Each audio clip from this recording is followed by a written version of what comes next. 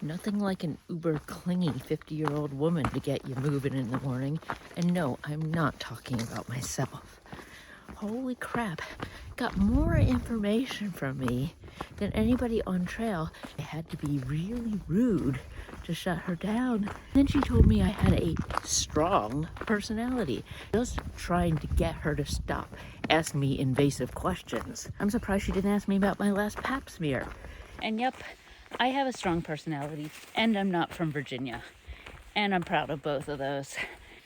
Perhaps the rudest thing she said was when she looked at my mom and said, "Is your husband still alive?"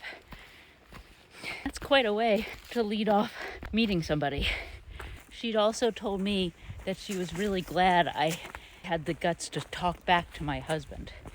What is this woman's issue? Not the same ones as mine.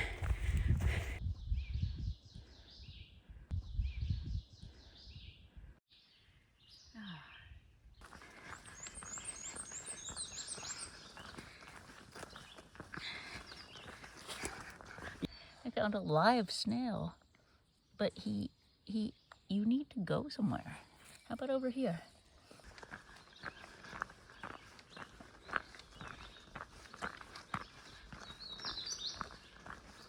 Usually I think these are called turkey feathers, but I'm gonna call these guys turkey toads.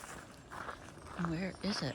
Oh, we can hear the falls, and I can hear breakfast time. I wonder what the falls are gonna be like. I wonder if they're gonna be scary, because we actually have to cross somewhere above or below the falls and stepping stones.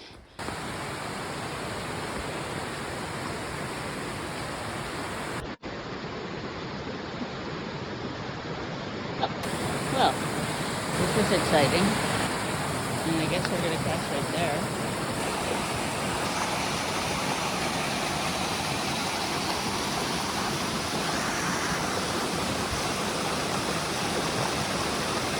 You made it! It's scary. It was.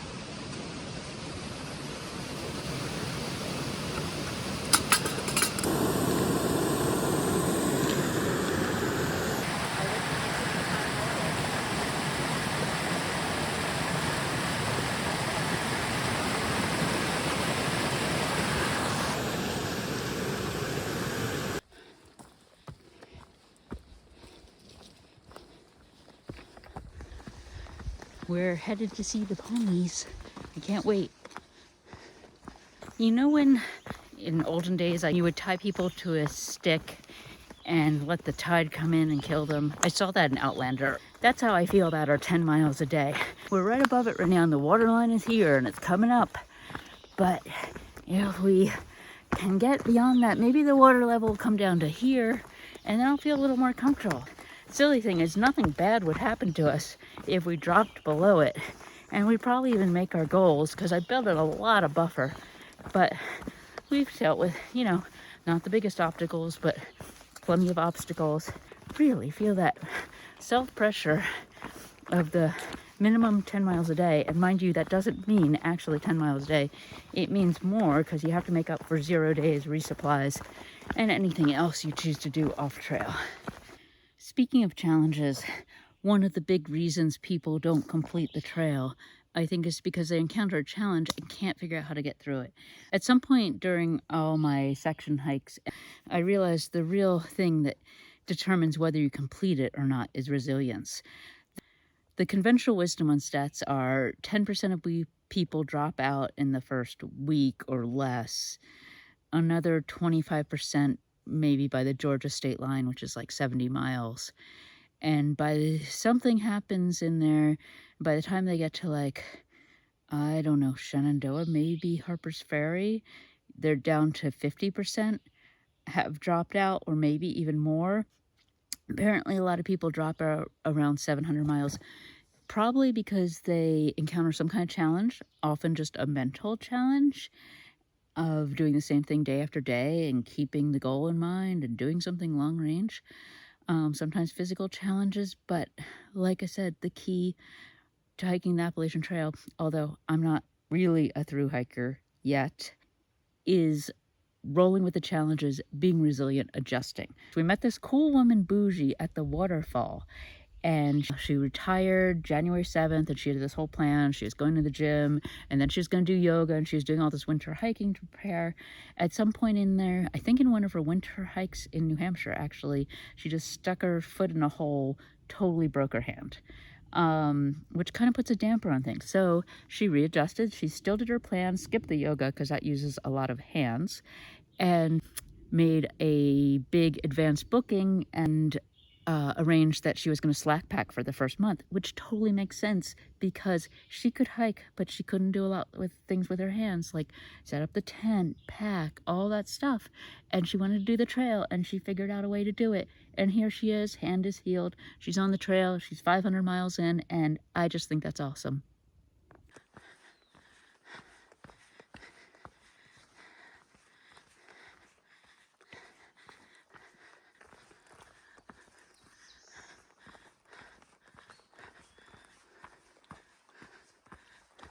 So Turtle Toe went up a big hill, and now she's pooing because that's how her gut works. Mine responds to coffee, but whatever. Everybody has their own thing. I wanted to talk about nutrition because I've had a different path than the conventional. A lot of people on the AT come out and they're really strong at first, and then they find they just feel tired or something. Sometimes they have Lyme disease or some other big problem, but a lot of times somehow they realize that they're literally not eating enough. If you feel tired or you just can't complete the miles you want to do, people say, oh, try eating more. Try eating more protein, eating more carbs. Some of the young guys are going through 5,000 to 10,000 calories a day. So that's a lot of freaking food. However, I had a completely opposite journey as far as nutrition. And it's funny because norovirus in some ways was a blessing for me. I lost 15 pounds in the week after I had norovirus because I basically couldn't eat. But the weird thing is, as I lost that weight, I felt better and better hiking, and I couldn't really eat. But I was trying to make sure I had something nutritious every day, a protein bar, a small amount of something that like was nutrient dense, peanut butter or something. Not a lot. And I found the less I ate, the better I felt. I think I eat too much because I've always grown up with this idea of, oh, you're doing something hard, you have to fuel your body appropriately, have a snack, you feel tired, have another snack. And I think I've just been eating too much and I feel overloaded, and I'm also carrying around this extra weight, which makes it extra hard to go up hills. And then when you're going slow, you have to carry more, and it's a whole downward spiral. So I've been eating less. Like Turtle Toe is completely different than me. She's tiny, she runs on carbs. We have to stop, and she has to have a snack like every hour or so. I feel so much better not forcing myself to eat. Apparently, I have a really slow metabolism now. I don't know. I'm an older woman, and I just need to honor my own body. But it's hard being with my mother because she keeps telling me to eat, even though I say I will eat when I need to. And I would really like to eat because I'm carrying most of the food, and I would like to be carrying less food. Oh my gosh. I'm getting water. I need you to stay. I need your water bottle. Now, it was actually a hot day. This would be amazing. We're starting up Big Iron Mountain, one of our 2 major climbs of the day. I think it's like 1,200 foot climb. I did just load up some water, but it's not uber water, so it's heavy. But I feel pretty good. That's cool.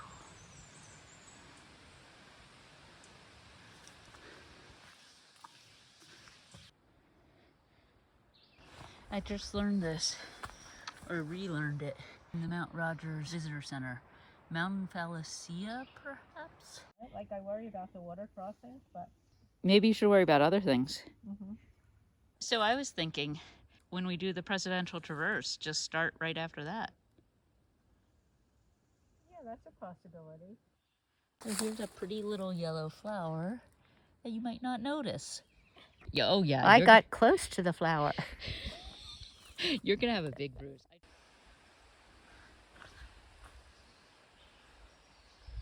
Oh, do you see the label on it? Yes, that one has the same label. Oh, it fell off. Oh, jeez. It tried to kill me before I even got near it. Going to the shelter.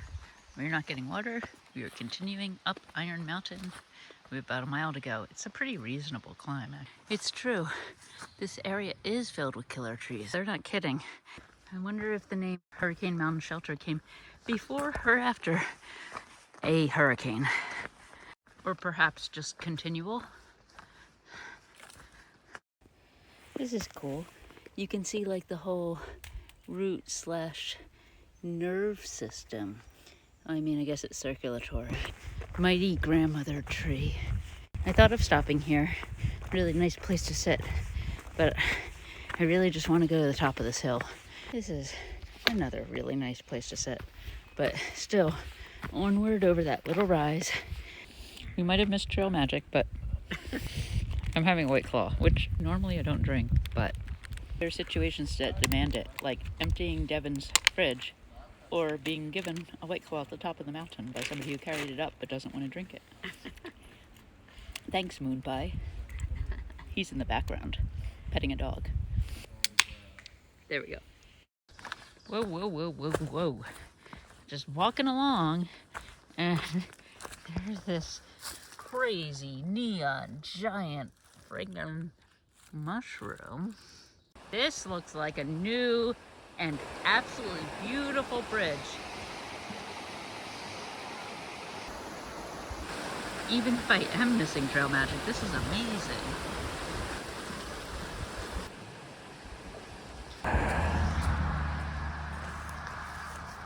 Nice old bridge, unlike the brand new bridge. We're out of Raccoon Branch. Actually, we've been out of Raccoon for a while.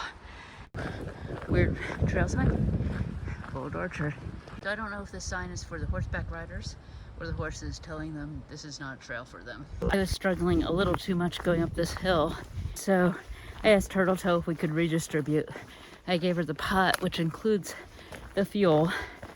She considers a bulky item. The bulky part is not really the problem for me. I feel much better now, but she was still repacking things in her pack because the giant pink comb had taken to stabbing her. So I've left her behind. I hope she is able to carry her pack.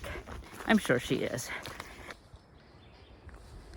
There's a little tour of the side of the trail. Everything blowing in the breeze. And even a trillium. Scampering away.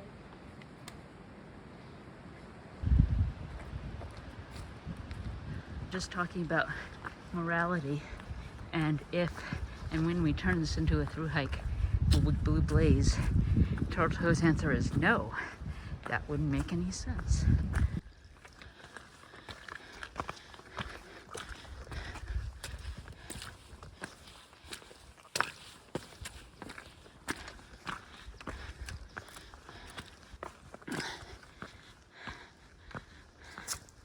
Murphy's Law that our second major mountain of the day would be much rockier, rootier than the first.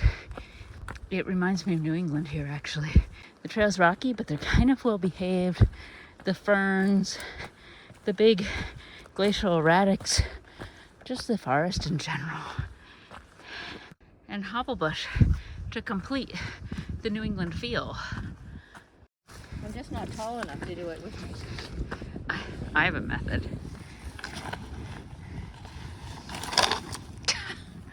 You could put your pack on this side and then you could have stepped on it. Well, I can do this. That's not good to step on except if you're lightweight.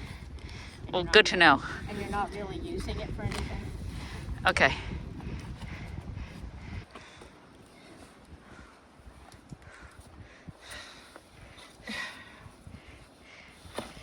We got some very interesting rocks around here. Little tooth out there. This is a slow uphill for sort of obvious reasons. There's a good chance this will be our longest day we've had on this spring hike. Oh, geez. That was deep.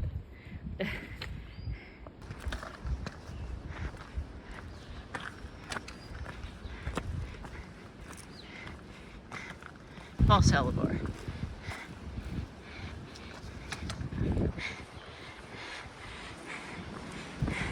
We're starting to see some hints of pasture land. God, I would swear I'm in New Hampshire, except in New Hampshire, I wouldn't be popping out in a pasture shortly with wild ponies, I hope.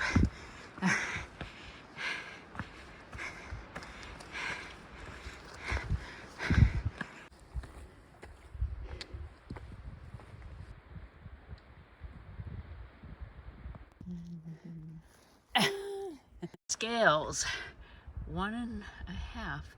Scales is, I think, where they sorted ponies in the past. That was our original intended camp spot. And here we are popping out. I can't wait. It's pony time. Oh, they fenced them in so they can't leave. I have an apple.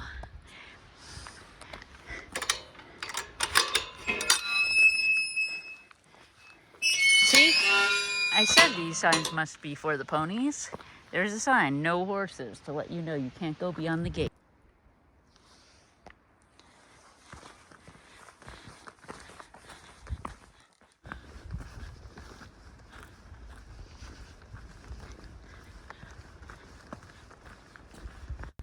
A beautiful stream right next to a beautiful trail. Twisty trail. It's a wolf tree. It's still alive. I think this used to be, yeah, it is still alive. I think this used to be part of the meadow. Maybe it's getting taken over. Part of my clue is that the blaze is on a fence post. And there's no reason you would put a fence post where you have plenty of trees. Those are horse droppings.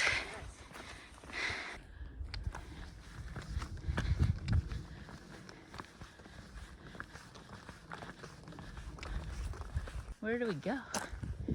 Highlands Trail. Oh, there's a blaze. Go in there. Where?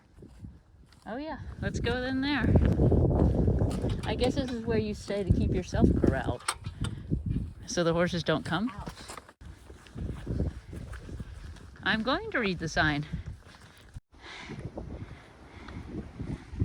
It's gonna be a cold and blustery night.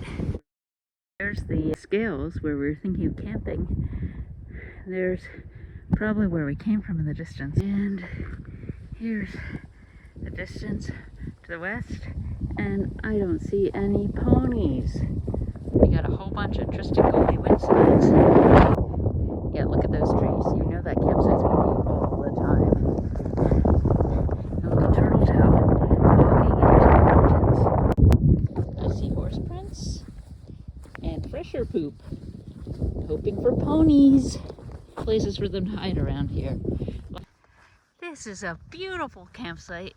I'm glad we walked to it. Free training. If anybody comes by here, we should say the shelter's really nice.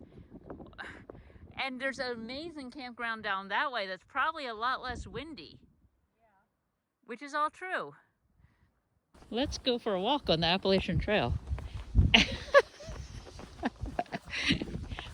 I don't think I've got enough walking in today. Sort of an end of day walk.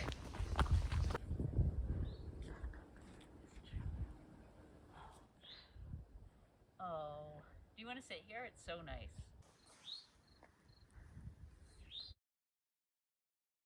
We're having hot chocolate, sausage, and biscuits. Nice warming food. This is a beautiful campsite, but it's very windy, so we're trying strategies, putting the non-door side of our tent into the wind, maybe trying to get in the wind shadow of a bush. Just look, just taking a video of it made the wind instantly calm down. Look how calm it is now. Here's our best laundry tree ever. And it even has these giant thorns. It might be a nice sunset, but honestly, I have to get in the tent because it's freaking cold out here with the wind.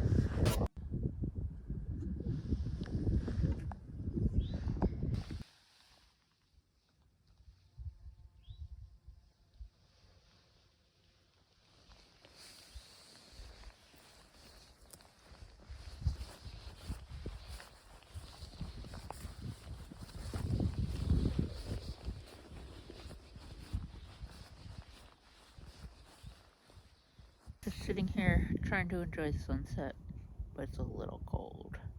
I think it's 44 last I looked, but it's dropping and it's windy.